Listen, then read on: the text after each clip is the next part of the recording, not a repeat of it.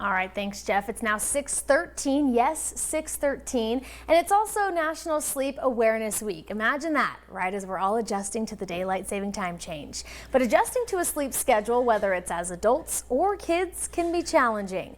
This morning, we have Dr. Shelby Harris joining us live to talk about how to sleep train your kids and get them on and keep them on a healthy schedule. Good morning, Dr. Harris. Thanks for joining us. So let's dive right in and talk about what it means to sleep train your kids. Thank you for having me, first of all. So when it comes to sleep training, there's really no one strategic method, and there's no one that's best for anyone else. It's really just about helping your child be able to sleep through the night, and sleeping through the night's a misnomer. They're going to wake up, but being able to go back to sleep on their own without needing your assistance to go in, whatever it is that you might be doing to help them go back to sleep. And so what is the best age to start doing this? You know, the general consensus is around 6 months.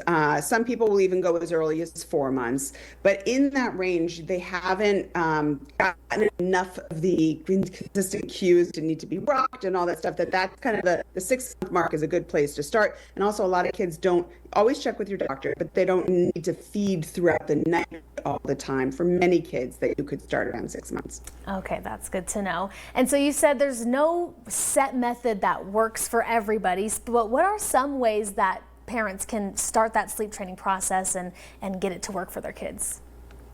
So for younger kids, the one that people always think about is this cry it out. We call it extinction method. So it's essentially you put your child down, you soothe them to bed, they go to sleep on their own, and you don't go in until the morning. And that can be very effective. Take 3 nights. It's very hard for a lot of parents, though. So there are other methods. There's the Ferber method, which is really popular, which is essentially you just check on your child in progressively longer intervals.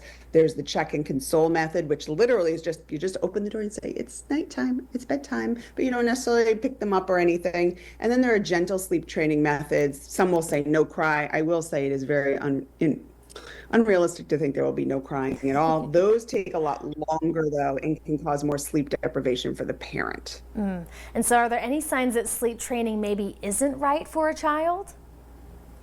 Yeah, I think if there's any medical conditions you're concerned about, any things like snoring consistently, a lot of, they're like banging their heads around, there's anything like that that's concerning to you, or that they need a lot of feedings, and I'd always talk to your doctor first before you're going to start any method. And if you do pick a method and it hasn't been working and you've been consistent with it and consistent with the scheduling and everything for a good week, consider switching up the method or talk with your doctor about whether maybe you need to take a little break from it. All right, that makes a lot of sense. Dr. Harris, thank you so much for joining us this morning. We're going to have your 8-day forecast coming up after the break.